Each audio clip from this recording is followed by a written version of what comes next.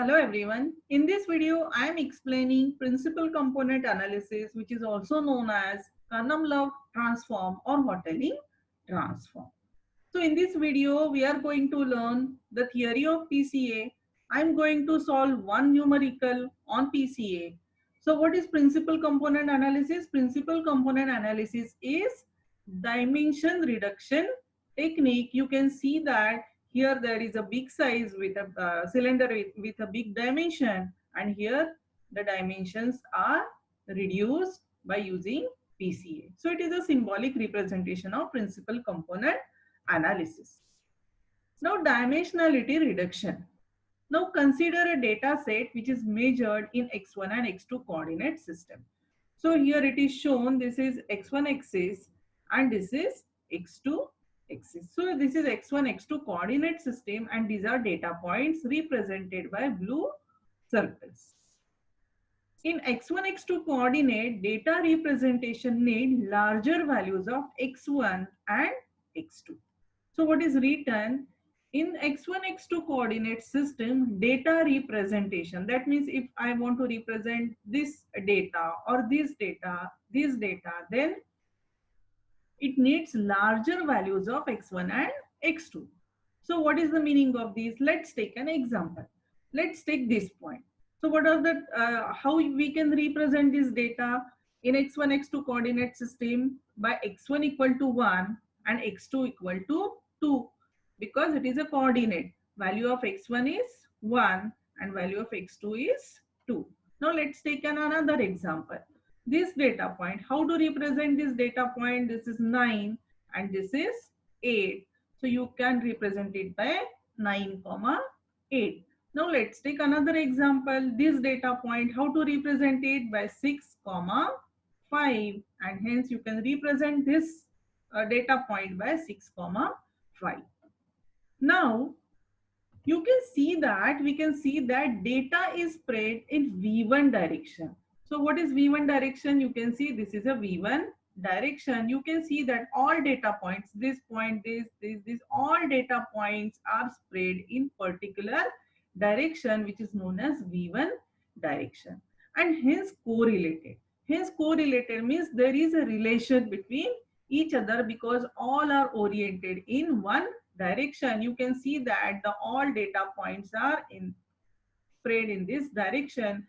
There is no data out here or no data points are available in this direction. So what is the solution if we choose new coordinate system? That means in place of x1 and x2, if we choose new coordinate system, that is v1 and v2, then it gives us more compact representation of data. How it will give new compact representation of data? Let's take an example. Now assume that we have new coordinate system v1 and v2, and these are the data points. Now let's see what are the coordinates with these data points. Now let's see, this is first. If it is 1, 2 in x1, x2 coordinate system, then approximately in v1, v2 coordinate system, it will be -5, 0. This is just an approximate evaluation, not an exact. Now for the next point, in place of 6, 5, it will be 0.5, -0.5, because now this is the origin of new coordinate system and we are measuring from this point. So from this point, if you measure, this is positive direction, it is 0.5, and it is negative direction -0.5 approximately. Now for the next data point, you can see in place of 9, 8 in x1 and x2 coordinate system, if we represent same data point in v1 and v2 coordinate system, it is +4. You can say this is 1, 2, 3, 4, and it is on the same axis, so it is 0. So you can see that in the old coordinate system, its value was 1, 2, and now it is reduced.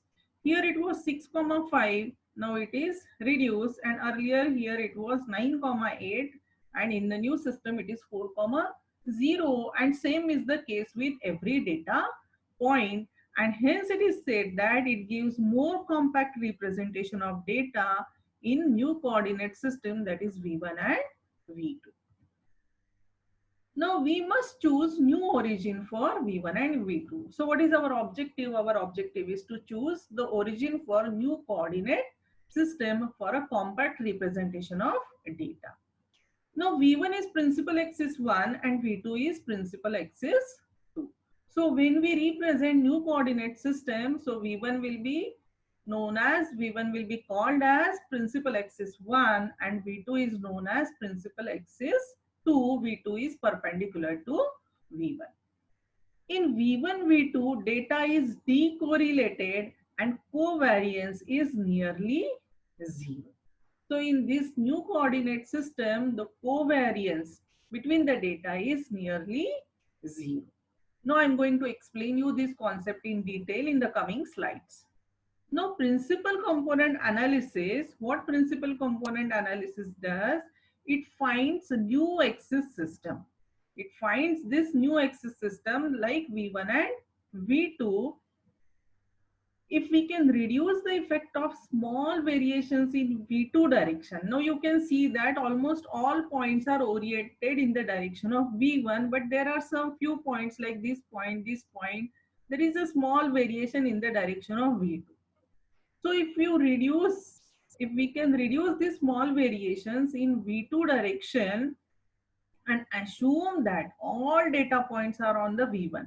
If we assume that this data point which is oriented towards V2 is also lying on the V1, if we assume that this point also lies on the V1, or if we neglect this small variation and assume that all points are lying in the same direction or on the same axis, that is V1 axis. So what is written? If we can reduce the effect of small variations in V2 direction and assume that all data points are on V1 axis. If we assume that all these data points are on V1 axis, then data points on V1 axis, then here dimensions will reduce from 2-dimensional to 1-dimensional. Obviously, if we assume that all data points are lying on here on the V1 axis, that means this point is also lying here, this point is also lying in the V1 axis, this point is also lying on the V1 axis, this point is also lying on the V1 axis. So by doing this, what we are reducing, the dimensions. Earlier there were 2 dimensions, that is V2 and V1. Now there will be only 1 dimension and V2 will be 0. So doing this, here we are reducing the dimension from 2 to 1. So this is what dimensionality reduction is. Now, so far we have studied the theory. What is principal component analysis? So what is principal component analysis? Principal component analysis is a dimensionality reduction technique that is used to reduce the dimension of variables. It is used to reduce the dimensions of variable of large data set to smaller data sets. Now let's take example. Consider a set of n number of images, and that images are represented as x1, x2, x3 to xn of size n by n. So what is the size of image? It is n by n. So first we convert 2-dimensional image into 1-dimensional image. So what we will do, how to start our principal component analysis? The first objective is to convert 2-dimensional image into 1-dimensional image. Now let's assume that there are multiple images. This is image 1, image 2, image 3, image 4, like image xn. The size of every image is n by n. So how many total number of pixels in each image? In each image there are n by n pixels. So what is our objective? So first we will convert 2-dimensional image into 1-dimensional image. How to do that? If this is image, n by n image, we will write it into column matrix of n square by 1. So what we will do? We will write all pixels in the form of one column and multiple rows. So this matrix will be having n square rows and only one column. So thereby we are reducing one dimension of this image. Now let's assume we have this image 1. and these are the pixels of this image. So we will write all pixels vertically in a column matrix like this. Suppose we have second image. This is our image 2, that is image 2. So how to represent it in column matrix? We will represent this image in column matrix like this, and these are the pixel intensity values x21, x22, x23 up to x2n. Now third image will be represented like this, and nth image we can represent it like this. Now in next step, what we do now, arrange all images to form a data matrix. Now what we will do, we will arrange all images for getting a data matrix X. How to arrange? This is our x1 image. You can see x1 image, and all these values of column matrix are written horizontally like this. You can see x11, x12, x13 and x1n. So these are all pixel values of image x1. These are all pixel values of image x2. These are all image values of pixel. These are all pixel values of image x3, and so on, and these are all pixel values of image x of n. So we have arranged this in the form of matrix. Now what is the next step? Next step is, now we are representing our images by this column vector, like x is equal to x1, x2 up to x of n. So what it says, what is X? X is a n by 1 dimensional matrix. So there are n rows and 1 column. Now let's understand the theory of principal component analysis and how to solve it step by step. Now we have this column vector X, which consists of x1, x2 and x3. What is x1, x2, x3? These are all images. Now, in step 2, what we have to do, we have to calculate the mean, that means the average value of all these, you can say x1, x2 and x3. And what is the formula for calculation of average value? The formula is mx is the mean value. It is equals to 1 by n, where what is n? N is number of images, summation, wherein k varies from 1 to n of x of k. So here you have to add all these values x1, x2, x3 and xn and divide it by n, and we will get a mean vector mx. Now what is the next step? In next step, we have to calculate covariance matrix of vector population. So we have to calculate covariance matrix of this vector population. This is vector population, and what is the formula for this? Covariance matrix is represented by Cx, and the formula is 1 by n summation of xk dash minus mx dash. So this dash indicates the transpose of xk matrix, or mx dash indicates the transpose of mx matrix. Summation where k varies from 1 to n. And what is the size of x? Cx, that is a covariance matrix. It will be n by n matrix, and it is for x1 and x2 coordinates. That means for the old coordinate system. Now, again, let's see the same, you can say the data points in old coordinate system, that is x1 and x2. Now we know that this is an orientation and v1 and v2 are no new coordinate system. Now, the covariance matrix will be n by n matrix. Let's assume that it is a 2 by 2 matrix. Then this is a diagonal. Sorry, this is a diagonal of this matrix. So it represents variance of x1, and this value represents variance of x2. This value represents covariance between x1 and x2, and this represents covariance between x1 and x2. Covariance is nothing but the relation between x1 and x2. Now, in old system means in x1 and x2 system, the diagonal values, which diagonal values? These diagonal values of variance. These diagonal values, this value and these values are not strong. That means that values are not bigger values, but these are smaller values. But if we convert it into new coordinate system, and if we find out the same covariance matrix C, there you will get, this is variance of V1, variance of V2, covariance between V1 and V2, and this value represents covariance between V1 and V2. So in the new system means in new coordinate system of V1 and V2, the diagonal values are strong. So these values will be strong.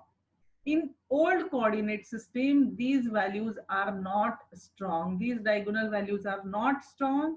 But in new coordinate system, these diagonal values will be very, very strong. So what covariance does? Covariance measures how much two variables change together. So it is very much similar to correlation between two data points. Now next is eigenvalues and eigenvectors of matrix. Now what is eigenvalues and eigenvectors represent? So V is represented as, or V is represented by eigenvectors. What eigenvectors does? Eigenvectors shows the direction of spread of data, and eigenvalues are represented by lambda, and eigenvalues indicate magnitude of spread. Magnitude of spread, and this is direction of spread. Remember, eigenvector shows direction of spread. What is the direction of spread? This is the direction of spread. And lambda, that is eigenvalue, indicates magnitude of spread. Magnitude means how much they are spread. So if we have any matrix A, n by n matrix like this, then how to calculate eigenvalues and eigenvectors, or what is the relation between eigenvalues and eigenvectors? There is a standard relation, that is matrix A into eigenvector will be equal to eigenvalues into eigenvectors, or determinant of A minus lambda I is equal to 0, where I is identity matrix, and we can use these formulas for calculation of eigenvalues and eigenvectors. So what is the next step? After calculation of covariance matrix, that is Cx, what we have to do? We have to find eigenvalues and eigenvectors of Cx. So if you want to calculate eigenvalues and eigenvectors of Cx, then you have to use this formula. A minus lambda I. Now our A matrix is Cx matrix, so we will be using Cx minus lambda I, and from this we will calculate lambda, and then we will use Cxv equal to lambda V equation for calculation of V values, that is eigenvectors. So what is next step? Next step is to find KL transform matrix. How to find KL transform matrix? So KL transformation is formed using eigenvectors V. So KL transform matrix is represented by T, and this matrix consists of eigenvectors V. Where from we will get this eigenvectors V? From previous calculations. So these calculations, the calculation of these two equations will give us V values, and that calculated V values we have to arrange in the matrix, and then we will get KL transformation matrix. But then how to arrange these values? Each eigenvector V is arranged as row of transformation matrix. But how to arrange? So there is a rule. The rule is the vectors corresponding to the largest eigenvalues is placed on the first row. So you will be getting multiple eigenvalues. That means you will get lambda 1, lambda 2, lambda 3, lambda 4. Then how to arrange? The vector corresponding to largest eigenvalue, that should be in the first row, and then next, and then next, and so on. Now what is next step? Next step is find covariance matrix of X. So next step is to find covariance matrix of X from property of KL transform. So how to calculate matrix, this covariance matrix Cx? So this will be, this covariance matrix is matrix for new coordinate system of V1 and V2. But for this, you have to use different formula. What is that formula? You have to take this T, then into this Cx into transpose of T, and you will get this Cx. Now next is the covariance matrix of output image X is shown below. So Cx is the diagonal matrix with elements equal to eigenvalues, and you will get this Cx equal to some matrix like this, in which you can see that you will get all eigenvalues on the diagonal and other values are 0. Of diagonal elements will be 0. Now let's solve one example on this. Now with this example, the process of principal component analysis will become more clear. Now what is the problem? The example is numerically generate KL transform of given image. The image is represented as a matrix like 1, 2, 1, 0 and 2, minus 1, 1, 2. So what is the first step? In the first step, we have to divide it into different column vectors like x1, 1, 2, x2, 2 minus 1, x3, 1, 1 and x4 is equal to 0, 2. Now what is the next step? The next step is calculation of mean vector.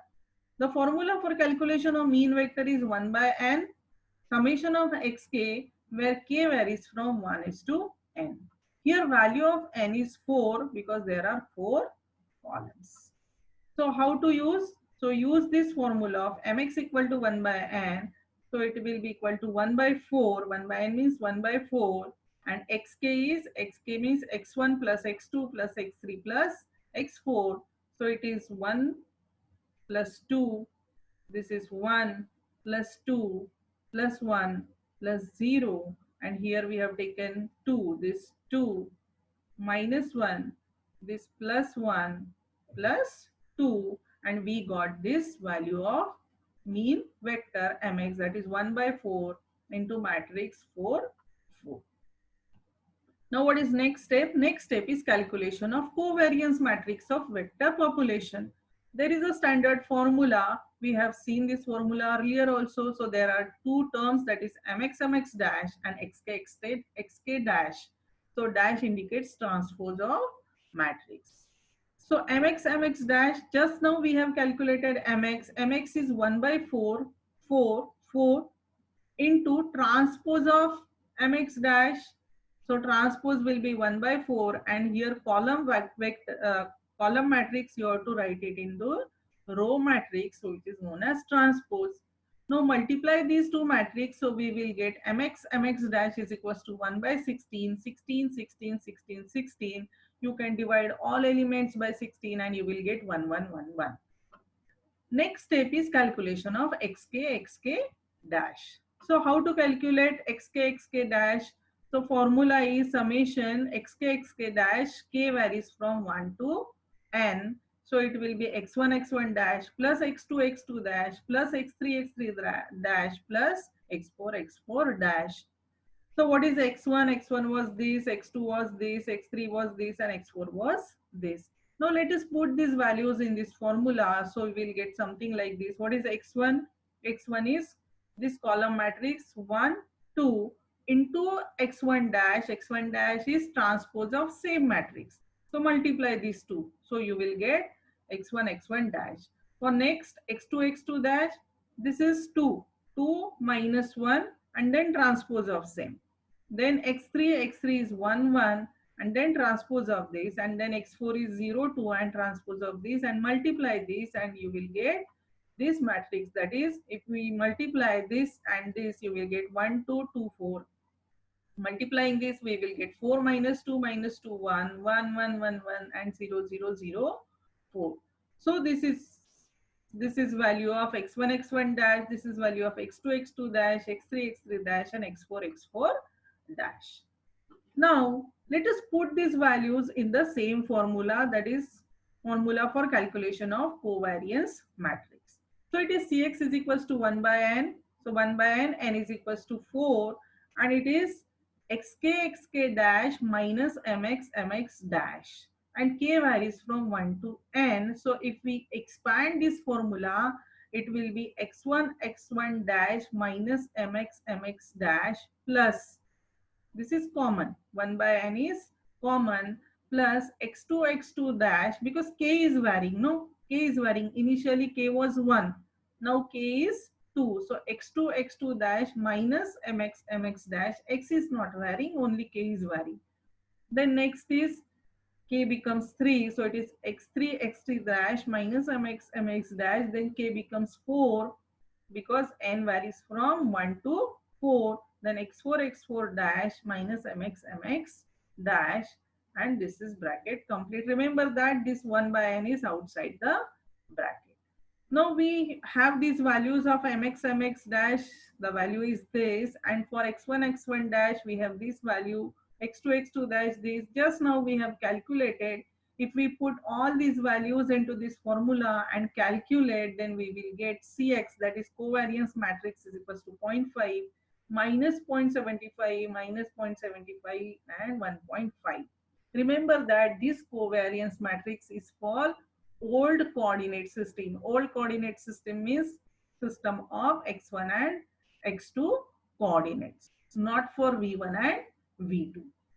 Now what is next? Next is we want the same covariance matrix for new coordinate system, that is v1 and v2.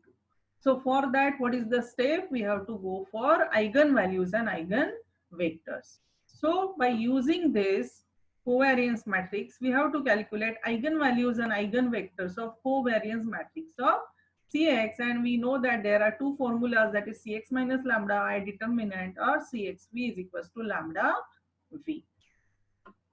So to find eigenvalues and eigenvectors of covariance matrix Cx, we will use this formula Cx minus lambda I is equals to 0. So what is our Cx? Cx just now we have seen Cx is this. Cx is this, so we have to write that in the formula, that is 0.5 minus 0.75 minus 0.75 1.5 minus this lambda, and I is identity matrix, that is 1 0 0 1, it is equals to 0. Now let's solve this. After solving, we will get something like this. Lambda, if we multiply it, it will become lambda is equals to 0, and this matrix as it is in the determinant. Remember, it is in the determinant. Now let's go to the next step and subtract these two matrices. So we will get 0.5 minus lambda.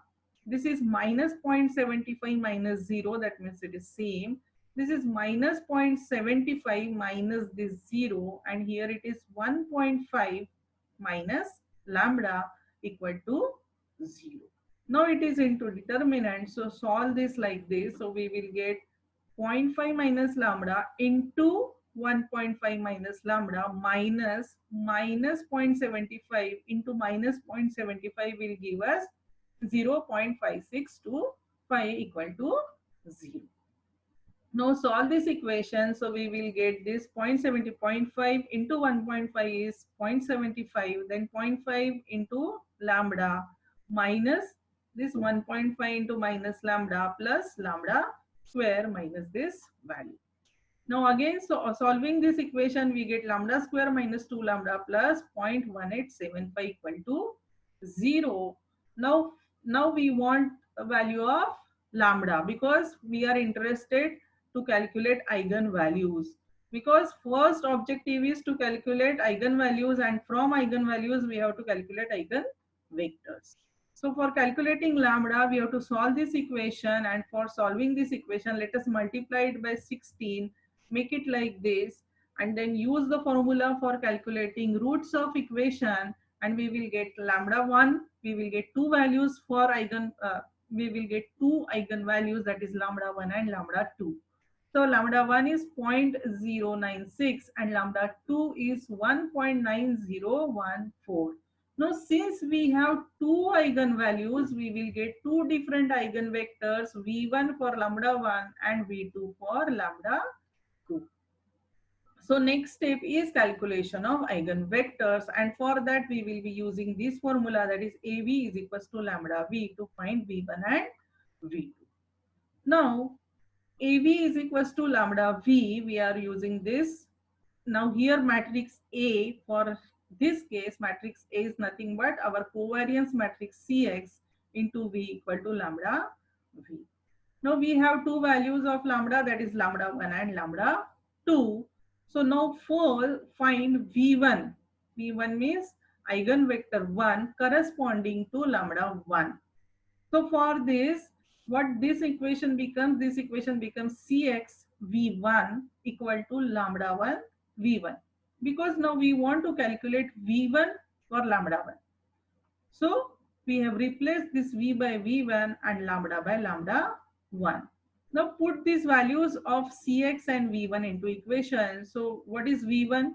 V1 will be a column matrix like this, V1 0 and V1 1. And lambda 1, just now we have calculated it. It is equal to 0.0986. Now let's put these values into equation. This is our Cx matrix. Just now we have calculated earlier. Then this is V1 equal to lambda 1. This is lambda 1 value, and again this is V1, that is a column matrix. Now after solving this, we will get two equations. This is 0.5 V1 0 minus 0.75 into V1. You should know how to do the matrix multiplication. So this 0.5 into V1 0 minus 0.75 into V1 1 will be equal to 0.096 into V1 0. This gives us equation number 1. And second equation, minus 0.75 into V1 0 plus 1.5 into V11 equal to 0.096 into V11. This is equation number 2. Now when we solve equation number 1, so what we have to do, we have to bring this V10 term on the left hand side and V11 term on the right hand side, or you can keep both the terms on this side and it will become 0.414 V10 minus 0.75 V11. Now in this, if we bring this V11 terms on the left hand side, then you will get this equation. So from equation number 2, we will get this. We have to subtract this 1.511 minus this term. Will give us this equation. Now solve these two equations. Consider this is A, this is B, this is A and this is B. So this is a simultaneous equation and we solve it for values of V10 and V11. And after solving, you will get two values. You will get values like V10 equal to 1.868 V11. Now arrange it in the form of matrix. So V1 will be equal to 1.868 and here it is 1. So just see what is V1. V1 is V10, V1 1. So what is this V1? V1 is nothing but this matrix V10 and V1 1. So we have represented it like this. Now what is the next step? Step number 6 is the way we have calculated V1 for lambda 1. Now we will calculate V2 corresponding to lambda 2. So equations remain same. Here we will do Cx into V2 equal to lambda 2 into V2. So what is V2? Now V2 is this column matrix, that is V2 0 and V2 1 and lambda 2 is 1.9014. What is Cx? Cx is same matrix multiplied by this V2 equal to this lambda 2 into again this V2. Now again solve this the way we have solved in the previous step and you will get V2. V2 is nothing but this matrix and its value is equals to minus 0.5352 and here it is 1. This we have done in earlier step. Everything just matrix multiply. This is 0.5 V2 0 minus 0.75 into V2 1 equal to this 1.9 into V2 0 and then this into this term into this term equal to this term into this term and then take this 2 1 into left hand side and solve. Then take another equation left hand side, solve, and you will get two equations, solve simultaneously and you will get some relations like this and then arrange it in this format. So you will get this V2 column vector. Now next step is what we have to do, we have to normalize the eigenvector. So we will normalize eigenvector v1 and v2.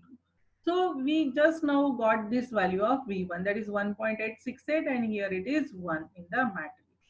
So what is the formula for normalization? The formula for normalization is v1 divided by under root of addition of squares of these both terms. So why do we normalize eigenvectors? What is the reason of normalization? So if you solve this, you will get this after normalization of, so v1 will be equal to this. So what happens if we normalize eigenvectors? Any vector when normalized only changes its magnitude and not its direction. When we normalize any vector, it will change the magnitude but will not change the direction. Normalized vectors are known as unit vectors. Normalized vectors are nothing but unit vectors, and unit vectors are extremely useful for providing directions, and hence we convert it into unit vectors and it is represented like this after normalization. The way we have normalized v1, similarly we have to normalize v2 by using the same formula, and now we have got two different values of v1 and v2. So this is v1 value and this will be our v2 value. Now what is next step? Now we have this v1, new value of v1, normalized value, and we have this normalized value of v2. Now this v1 is corresponding to lambda 1 and v2 is corresponding to lambda 2, that is eigenvalue 2. Now next step is to generate matrix T, KL transformation matrix T. T is orthogonal. Each eigenvector V is arranged as row of transformation matrix. Now how to generate this, how to write this matrix? The procedure is given. Each V matrix, each eigenvector V is arranged as a row. Means arrange these values as row in this matrix, because now we want to generate this matrix by using these two matrices. So what they said, arrange V as a row of transformation matrix. But now we have two values, that is V1 and V2. So which one to write in the first row? Whether we should write V1 in the first row or we should write V2 in the first row. So there is a rule. What is the rule? The vector corresponding to the largest eigenvalue. Now we had two eigenvalues, lambda 1 and lambda 2. Both had two different values. The vector corresponding to largest eigenvalue. So lambda 2 was bigger than lambda 2. So the vector corresponding to lambda 2 is V2, is placed in the first row. So this should be placed in the first row and not this. So it is arranged as a row, that is minus 0.47, 0.88 in the first row and this in the second row. And now we got T vector, that is KL transformation matrix. So T is KL transformation matrix. Now what is the next step? Next step is find covariance matrix Cx of new coordinate system. And for that, this is the formula. That means what is the formula? You have to take this T, then this Cx is old Cx. That means covariance matrix. This is covariance matrix of old coordinate system. Old coordinate system is x1 and x2. And this is covariance matrix for new coordinate system. New coordinate system means v1 and v2 and T dash, that is transpose of this. So solve this. After solving this, how to solve this? The Cx is equals to this T, take this T, then take this old Cx and this is transpose of T, that is T dash. So rows are written in the column and but numbers are same, so it is same. And then solve this. After solving this, you will get the new coordinate system, covariance matrix of new coordinate system.